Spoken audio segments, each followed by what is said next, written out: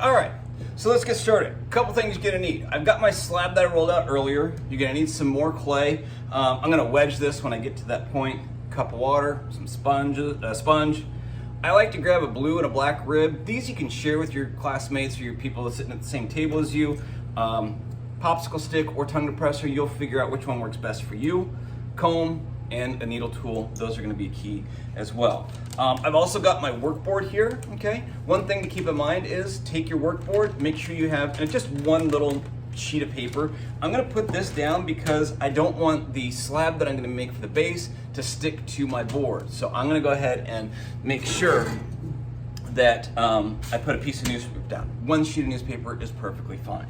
All right, remember, to begin with, do we like canvas texture? Of course not. No, no, no, no, no, okay? Take the time to smooth this out. I will mark you down if I see the canvas texture anywhere on this project. It is supposed to be perfectly smooth, okay? Some of you are losing easy points for not taking the 5 seconds it just took me to do that, okay? Now, 10 to 12 inches is not very tall, but you need to make the base wide enough so that it's gonna be able to stand up on its own. I say that, but please don't go too big, okay? This is very reminiscent of our original coil bases that we made back in the first semester, okay? And some of you made the base of your project like this big, okay? And it took you forever to build it because it was such a massive piece, okay? This does not have to be that big, all right? It can actually start out fairly small. I would say no bigger than your hand, okay? If you go bigger than your hand, it's going to take you forever, okay? So please make sure that the base is a good size to be able to hold something up that's 10, 12 inches tall, but not massive that it's going to be this monstrosity. Don't forget, you gotta take this home too, okay? So make sure that you have a way of being able to carry it without needing a forklift or a crane to, take this thing home, all right? So I'm just gonna start out, and I'm not really gonna have any kind of idea of what I'm gonna be making, so I'm gonna just cut out a rectangular shape, okay? Very simple, just like so. The other slabs, don't need those anymore, okay? That we can wedge and we can put into it at some other point, all right? So there is my base. That's what the foot of my project's gonna look like. Does that mean that the bottom of it has to build like that and keep that kind of same shape? Not at all, okay? I showed you this one a little bit earlier. This is a really kind of I really enjoy this one. This one's got a really cool, elegant shape to it. But look at the foot that I started with, okay? Does that look anything like what it finished off at? No, of course not, okay?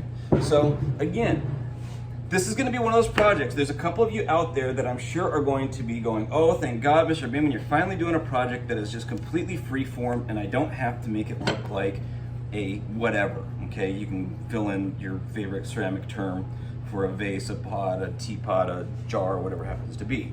This is going to be completely freeform, all right? Now, I understand there's a handful of you out there going, Mr. Beeman, this isn't right, I don't like it, and you're getting a little bit of anxiety, okay? But understand, it will make you a better artist in the end when you come to figure this out, okay? I'm gonna leave this off to the side for right now. I don't necessarily need it, okay?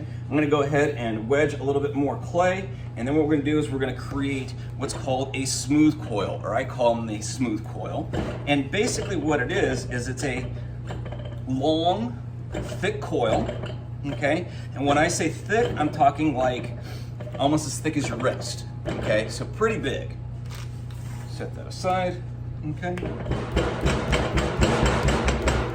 Have this pounding here. And I'm gonna take a little bit off there. There we go. We'll start with this. This should do. Okay? And so we're gonna squeeze out into kind of a log shape, okay? Big coils. All right.